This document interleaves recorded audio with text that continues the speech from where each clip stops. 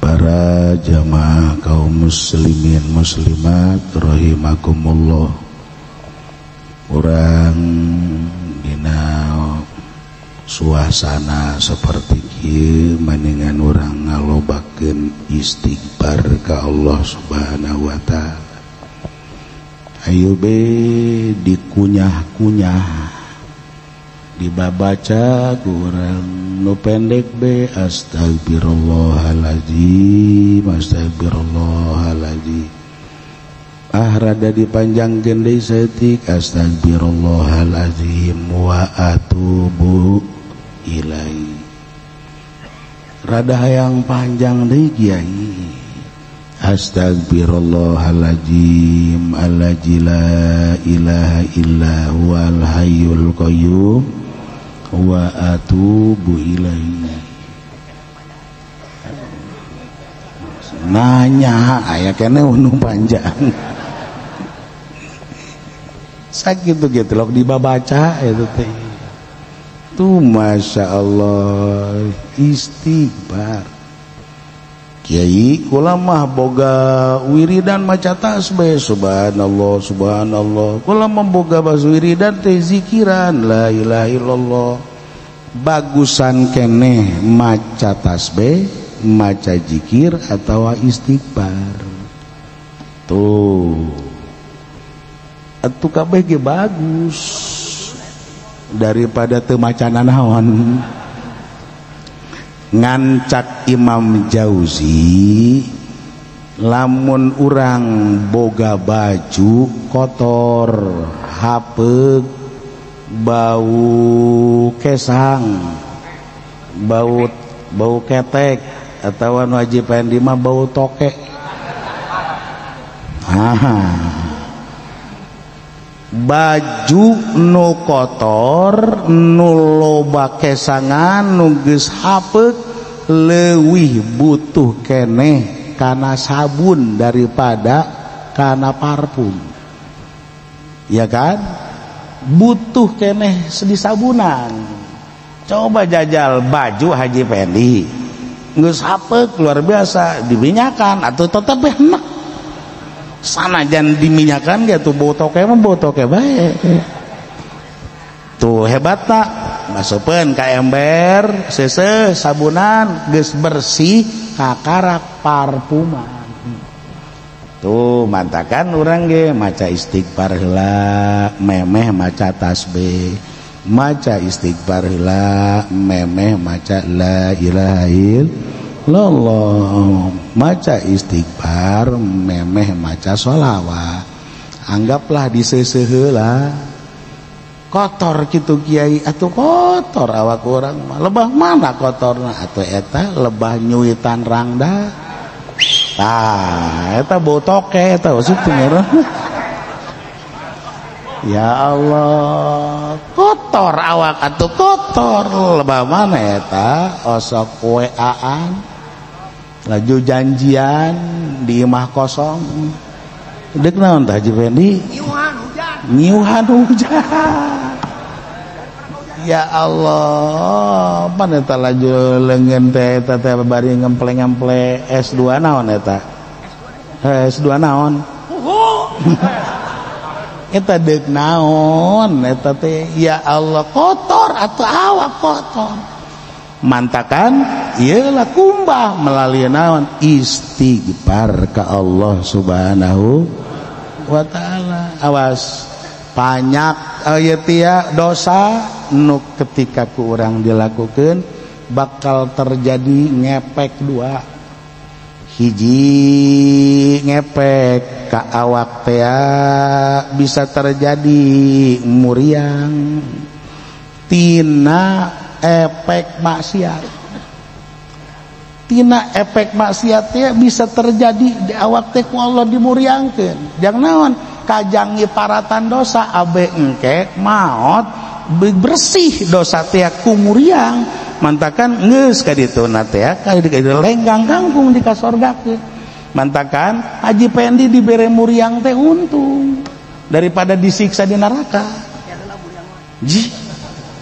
Ya, maningan kene disiksa engke jaga di neraka apakah ieu maningan dibere muriang di alam dunia? Ih, iya maksiat sing ada yang ngepek ka awak. Aya teu ngepek ka awak teh, ieu ngepek ka harta, usaha bangkrut bae.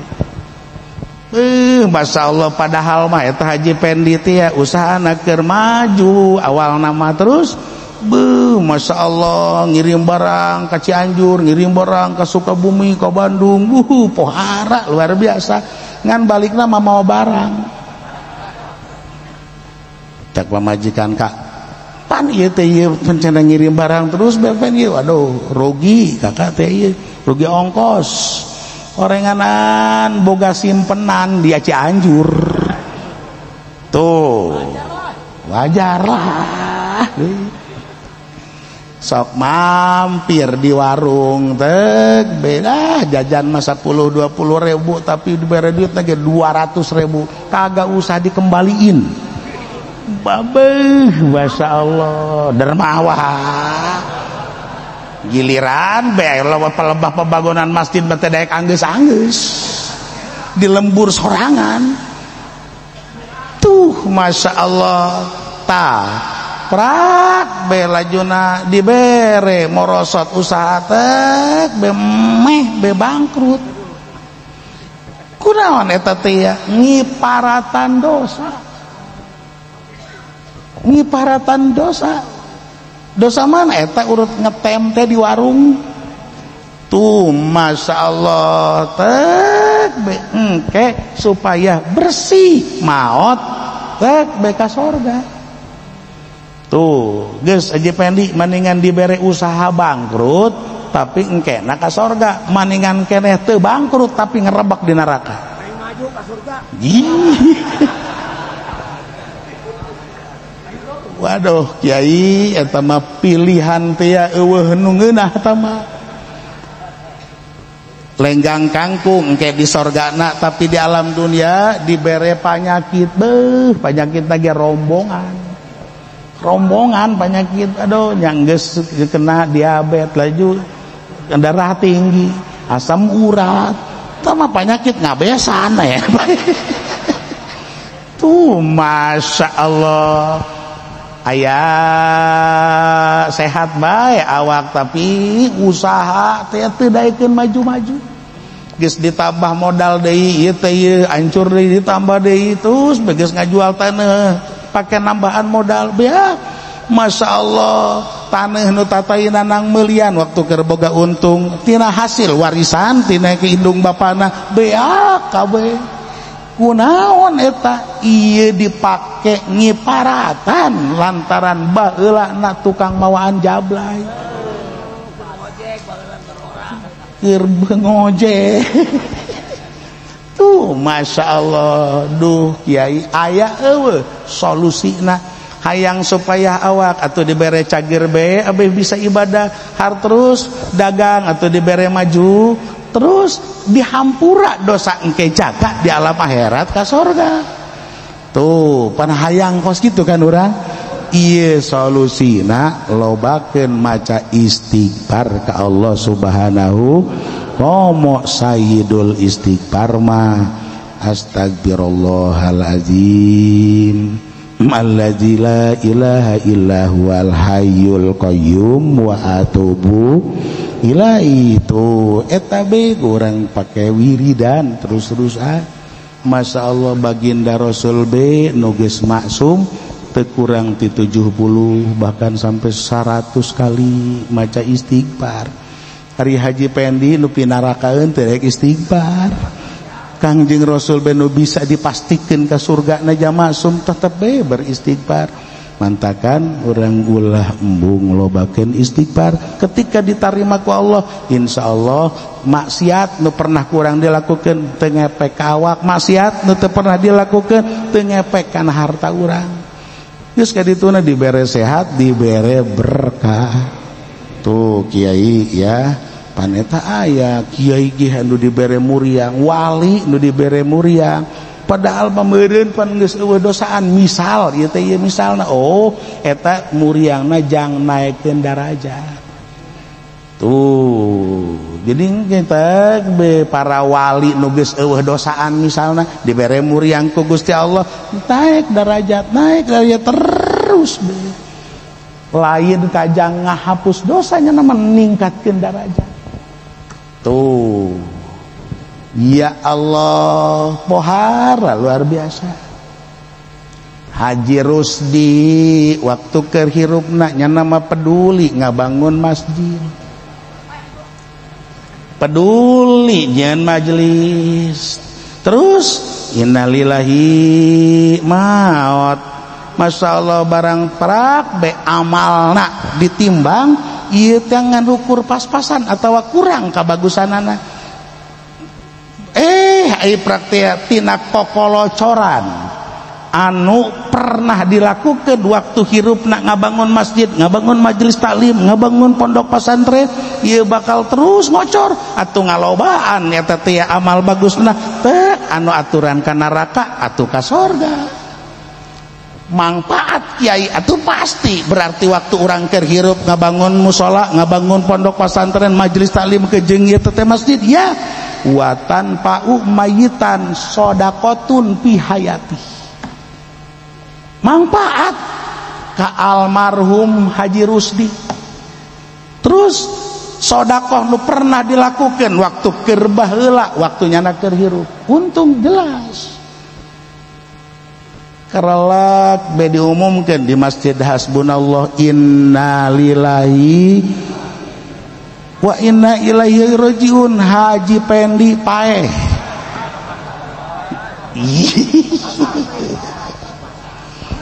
sedangkan waktu keur hirupna teu pernah hartana ditempelkeun di masjid, teu pernah hartana ditempelkeun di majelis taklim, teu pernah hartana ditempelkeun di pondok pesantren, terus be sedangkan amal kabagusanana ngan ukur 30%, kajoreanana 70% teh be pan eta pidarakal. Caki bodoli pas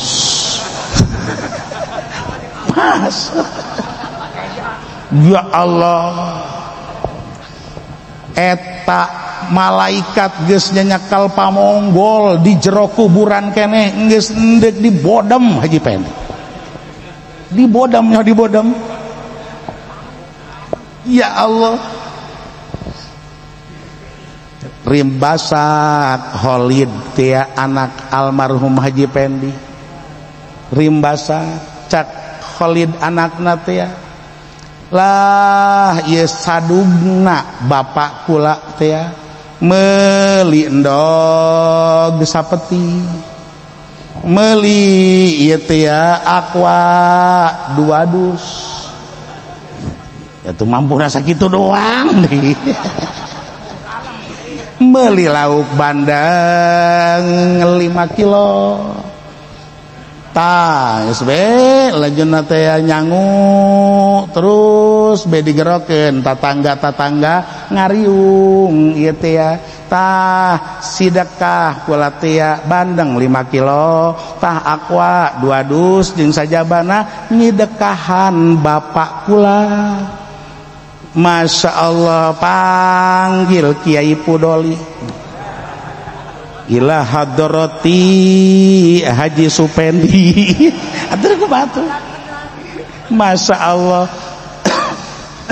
terus diwisolkeun eta teh nyampe moal eta kiai mampe wa tanpa umayitan sodaqatun min ghairi anhu ba'da mauti min warisin au ghairi manfaat tah endog sapeti lauk anu 5 kilo teh nu disodakohkeun ka almarhum Haji Pendi teu ba'da mauti Haji Pendi nama geus paeh di jero kuburan nu nyedekahana saha min warisin anakna min warisin incuna tuh manfaat malah mah aya tatanggana karunyaeun ka Haji Pendi lah kula ge ilu nyambungan ye sidekah eta teh meuli jeruk 1 kilo ilu nyambungan jang nyedekahan babaturan kula almarhum Supendi manfaat eta gede wa goirihi.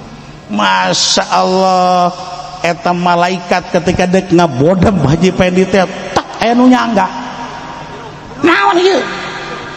Masya Allah kencang amat bareng di deuleu jeruk ngaganjal. Itu luar biasa kan. Masya Allah istimewa luar biasa. Tuh cak anak nate ya alhamdulillah kula boga duit saeutik lah ieu meuli be taneuh 1 meter atawa 2 meter mah laju diwakafkeun ka masjid jang ganjarana almarhum bapak kula ta eta ge wa minha waqfun kaasupkeun kana sedekah keneh waqfun wakafan nu dilakukan ku Haji Pendi keneh keur hirup pihayati maot bakal ngolocor atawa geus maot Haji Pendina terus dilakukan ku anak mah ieu teh bakal ngolocor ka ditu teh be min goirihi ba'da wafati. Itu masalah ji wari Haji Pendi waktu keur hirupna tilok sedekah komo meuli wakapan mah barang paeh anak teu malikiran malah mah ngurusan warisan tah ieu tinggal karasa pen dibodem ku malaikat piraguna sih rugi atuh jelas luar biasa. Masya Allah Kiai anu dimaksud watan pau manfaat kasih mayit urang teh ieu anak nyedekahan bapak kolot ieu manfaat ka bapak ka indung ka bapak kolot nu di jero kuburan maksudna manfaat teh kumaha emang nu dimaksud manfaat teh awas ieu ka annahu yatasaddaq mun anak nyedekahan bapak kaya bapak nu sedekah sorangan jadi geus berarti mun urang nyedekahan teh sarua kejeung ngahirupkeun di kolot tuh ka annahu yatasaddaq. Ayo tek be ku urang disedekahan bapak kolot ka annahu yatasaddaq kaya bapak kolot anu sedekah teh berarti kan ngahirupkeun deui bapak kolot. Tah mantakan ayat 3na 7na terus be ka urang bala datang ka dia haul tek be ngahaolan bapak ngahaolan induk ieu ngahirupkeun deui kolot urang karena ka'annahu yatasaddaqu kaya bapak urang anu asina sedekah laju urangna meunang ganjaran teu Kiai layan khusus sayan moal samet-met acan dikurangan. Masya Allah meuli embe urang teh beli 5 juta jang naon jang ngahaolan kolot terus pencit kurang sedekah ieu teh ganjarana jang kolot urang kaya kolot urang teh nu meuli teh sedekah pribadinya urangna ieu meunang ganjaran. Jadi jang kolot ongkoh jang urang ongkoh ieulah bagian daripada kasih sayang Allah Subhanahu wa taala. Masya Allah. Di mana eta dalilna di antarana innallaha ta'ala yarfa'u darjatal abdi fil jannah bistighfari waladihi lahu. Allah bakal ngangkat derajat hambana ieu teh ku sababiyah ngaistigfaran anakna cak anakna teh Gusti mudah-mudahan bapak kula dihampura dosa ieu teh diangkat derajat menjadi kolot.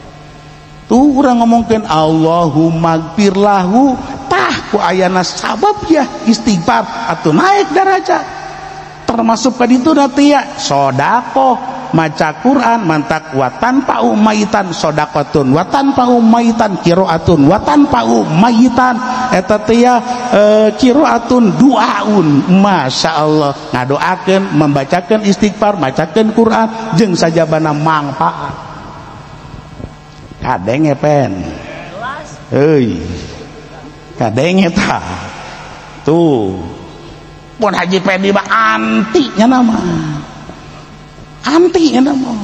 weh apa-apaan kagak bakalan nyampe kan dalam Quran juga ada wa allaisa lil insani illa ma sa'a nu mangpaat ka manusia illa masaah anu dipigawe ku manusia waktu keur hirup.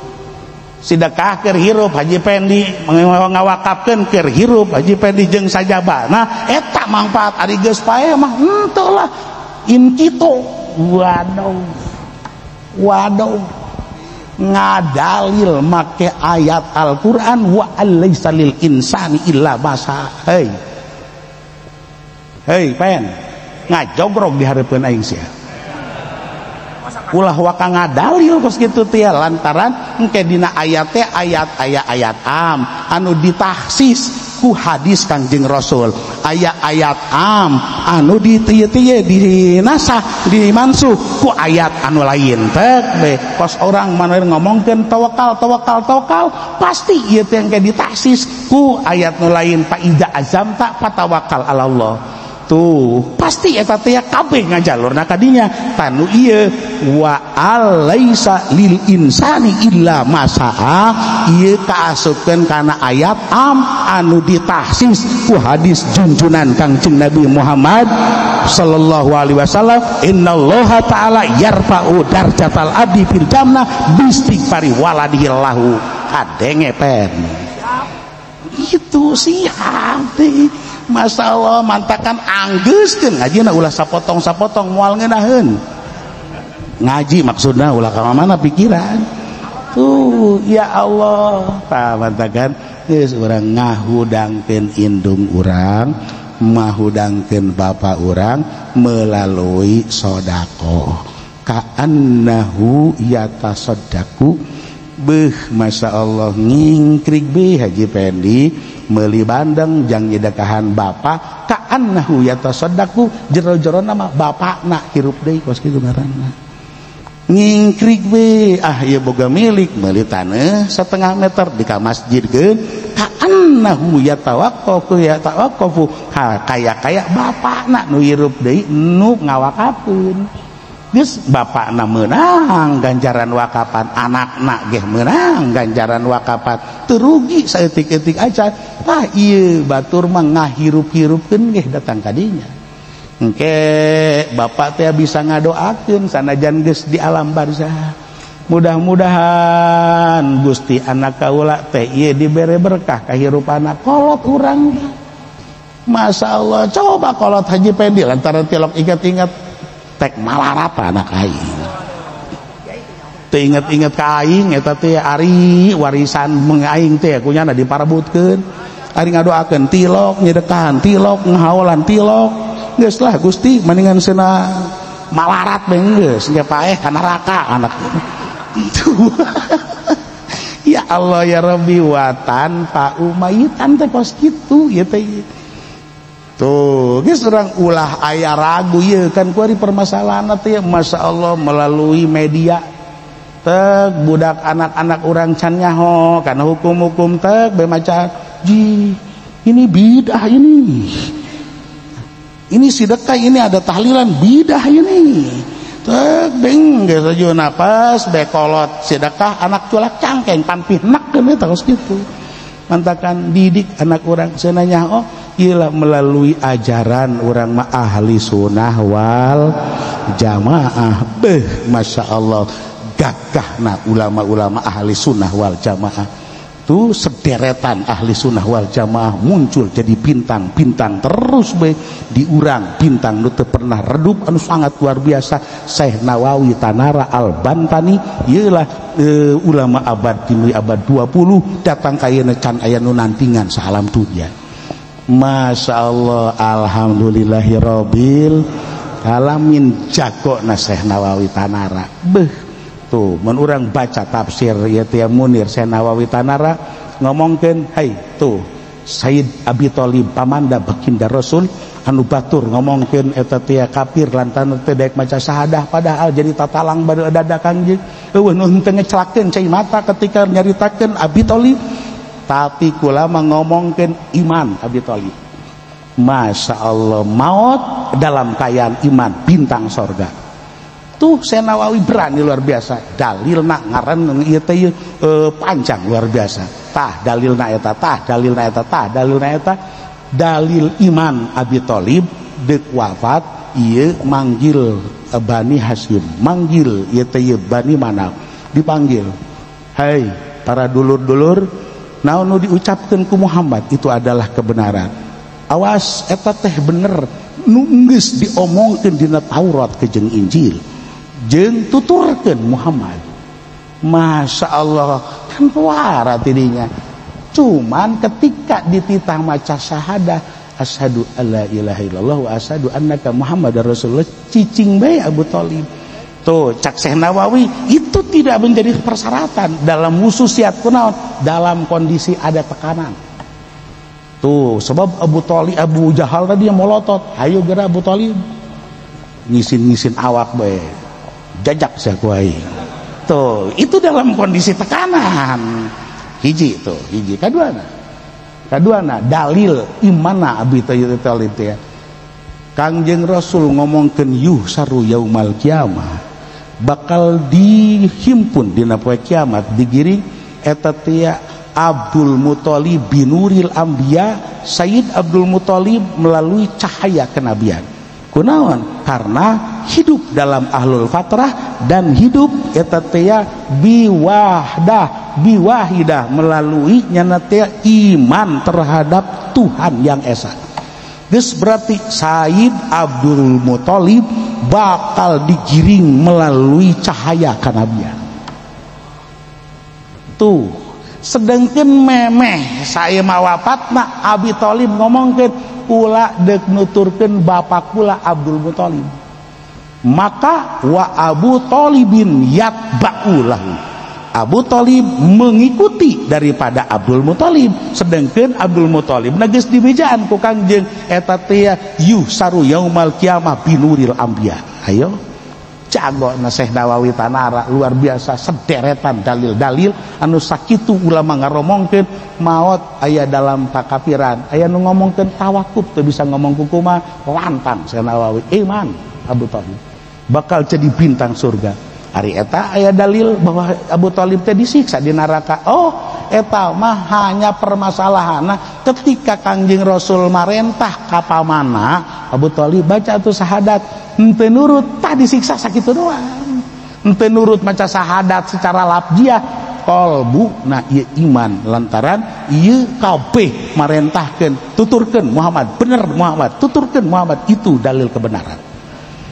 Iya kan berani lantang suara Syekh Nawawi Tanara Al-Bantani, ulama Banten terus menggaung di dunia kabeh itbak bener oge. Masya Allah, tak iya kan pohara ilmu teh luhur jasa. Masya Allah, Ari Haji Pendi, hei kakarak boga gelar SH, barang di deule gelar S1 teh lain sarjana hukum orenganan nyata teh susah hirup.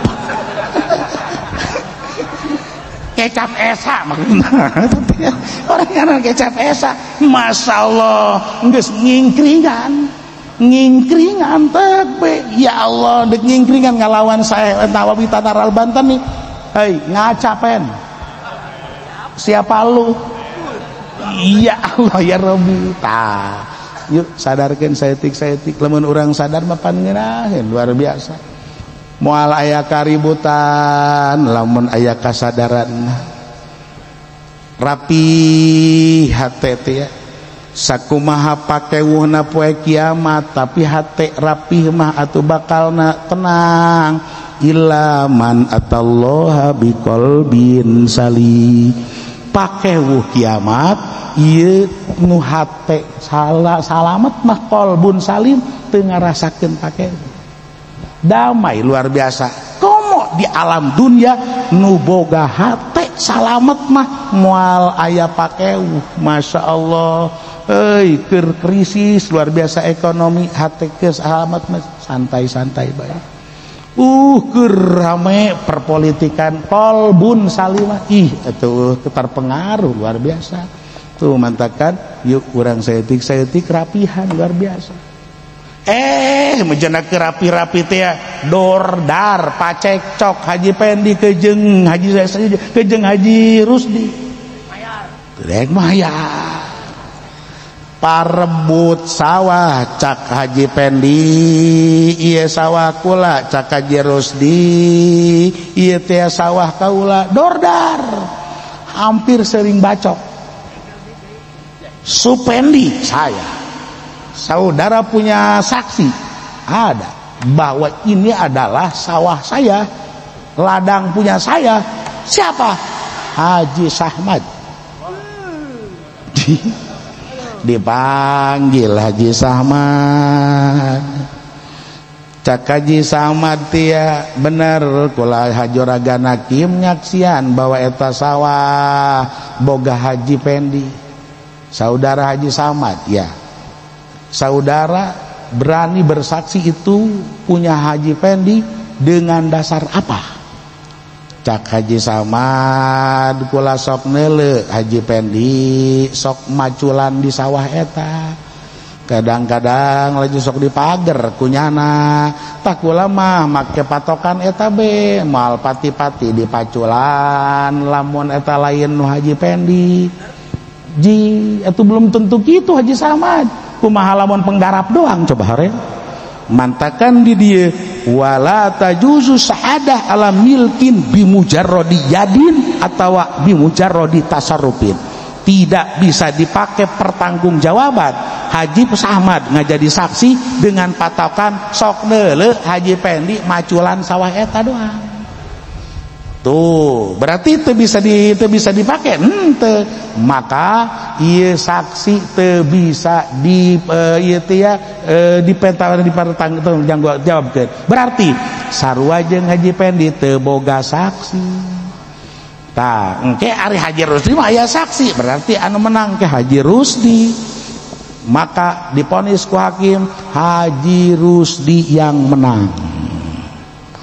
Masya Allah barang dipariksa di itu kan memutusnya ke Hakim Cipudoli barang dipariksa di Imam Cipudoli Masya Allah emas petian jeung duit segala petian seret Cipudoli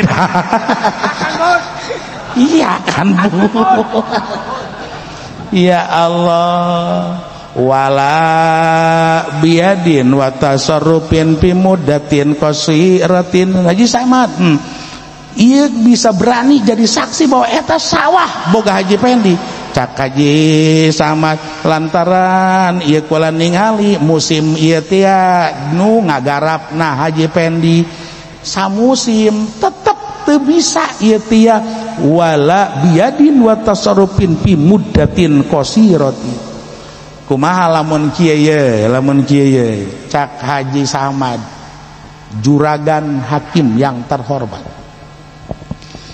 dari saya kecil tahu itu sawah punya Haji Supendi BF BF Pak tapi dulu mah belum bergelar BF belum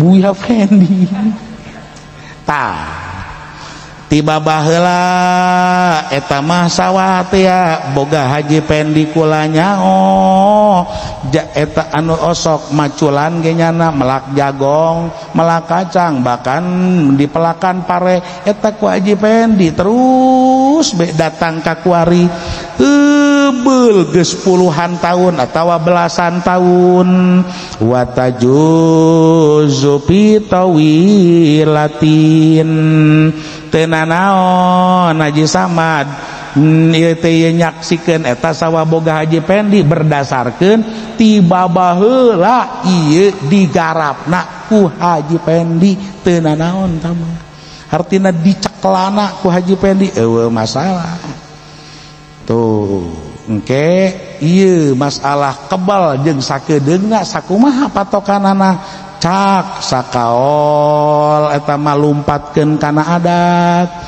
lamun menguasai sawah eta kakarak sataun atawa 2 tahun cak adat tamatu can kebal berarti masih kosir-kosirin kene masih kosir kene hartina encan disebutkeun kebal lamun cak adat geus 2 tahun geus kebal tama eta teh cak adat kebal atuh bisa dipake mantak lumpatkeun kana qaedah al adat muhakamah tapi cak sakaol wakila ieu teh bisa natin geus belah ulah lumpatkeun ka adat cak sakaol mah lumpatkeun be bahwa di mana memegang tanah itu penguasaan tanah itu 1 tahun itu kakarak bisa dipertanggungjawabkeun kasebut tawilah tapi di bawah 1 tahun ieu encan disebut tawilah tuh anu dimaksud penguasaan kumaha wasartu tasarrufu mulak min pil ikor min sukna wa admin wa binain wa baiin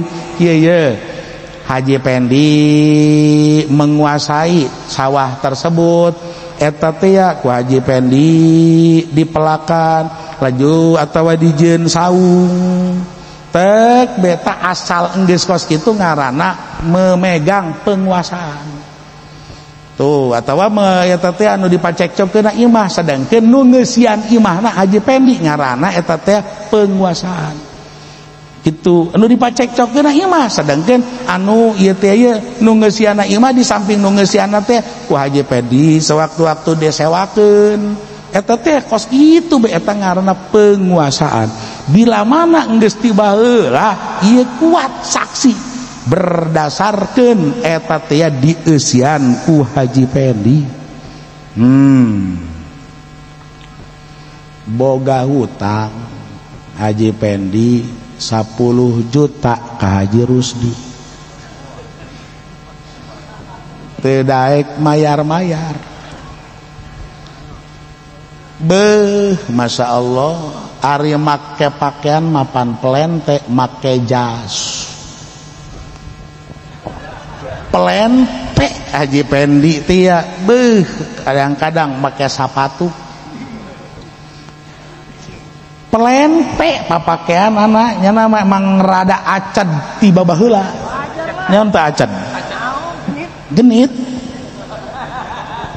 Masya Allah pannya nama keur bujangan age eta teh be ngabetel be make tanco ayo ih encan usim jangan gua manca make tanco terus be datang ka rapet be laju datang ka lonyo be bari ngaca teh ngaca be sajem na ngaca dinya teh ye tuh rada geser saeutik make bris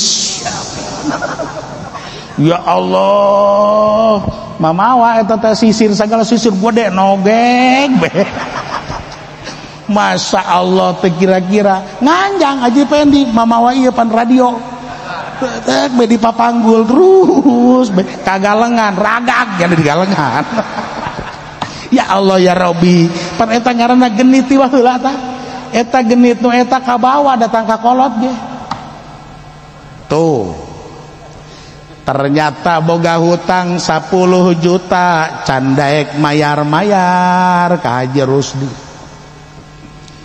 marah luar biasa akhirnya kan dilaporkan ke kehakiman lapor Bapak Hakim ada apa yang bernama Supendi BF punya utang terhadap saya 10 juta ternyata susah ditagihnya pihnakeun Kim Masya Allah akhirnya kan dipanggil Haji Pendi teh Cak Haji Pendi Hakim yang terhormat lain kula embung mayar lain kula teh hayang mayar ieu teh beuh atuh inget jasa kana hutang mah ngan kula susah teu bisa mayar susah tuh kan lamun jelas yakin bener susahna ieu tidak boleh ditekan teu meunang ku agama diharamkeun Haji Rusdi nekan Haji Pendi lantaran posisi susah